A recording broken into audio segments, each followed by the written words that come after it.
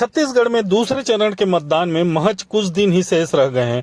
ऐसे में केंद्रीय मंत्री स्मृति ईरानी शक्ति प्रवास पर आई और उन्होंने कांग्रेस को खूब खरी खोटी सुनाई और कहा कि अगर शक्ति का पहचान अब सट्टा और दूसरे गलत कार्यों के लिए हो तो ये बहुत बुरी बात है और उसे रोका जाना नितांत आवश्यक है। कांग्रेस जनता के बीच भय डर का माहौल पैदा करती है। आइए उन्होंने और क्या कुछ कहा, सुनते हैं स्मृति ईरानी से ही। देखते रहिए डीएस डिजिटल न्यूज। आज आपके माध्यम से मैं शक्ति के एक परिवार से एक निवेदन लेकर आई हूं। जब शक्ति में कोई ये कहे कि ये क्षेत्र सट्टा बाजार के लिए भी जाना जाता है, जब शक्ति में कोई ये कहे कि चाहे सब्जी बेचने वाला हो, रेड़ी पटरी वाला हो, बड़ी दुकान चलाने वाला हो, सबकी गर्दन पकड़ के एक रुपया जब वसूल कराया जाता है, तब क्या शक्ति के नागरिकों को ये सुनकर दुख नहीं होता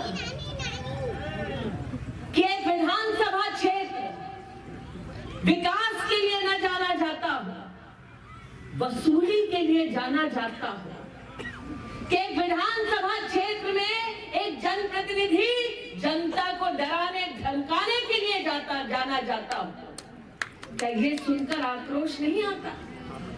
बिलावल जी, आपको बहुत गरीब लोगों ने बार बार कहा होगा कि जब एक गरीब से वसूली की जाती है वो अकेला क्या कर पाता है। आज मैं शक्ति की जनता जनार्दन से कहने आई हूँ, वो एक व्यक्ति अकेला ना रहे, एकजुट हो जाए अगर नागरिक, तो उस ताकत के सामने अच्छे अच्छों को घुटने टेकने पड़ते हैं।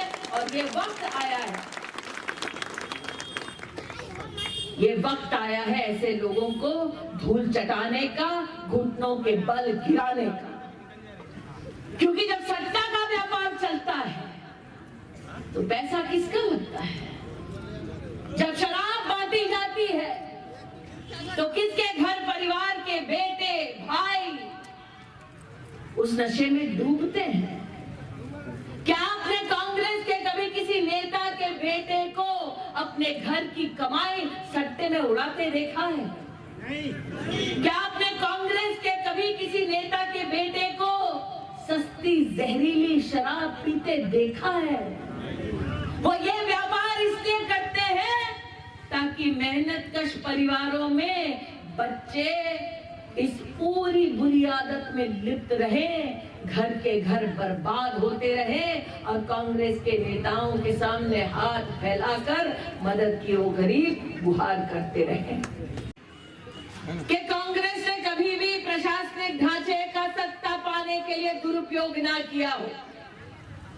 इमरजेंसी का कालखंड इस बात का इस देश में सबसे बड़ा प्रमाण है कि कांग्रेस ने कोशिश की है तंत्र को जनता और लोकतंत्र के खिलाफ इस्तेमाल करने की, लेकिन जनता जागी है और जनता ने फिर ऐसे दुस्साहस करने वाले कांग्रेसियों को धूल चटाई है, लोकतंत्र की जीत सुनिश्चित कराई है।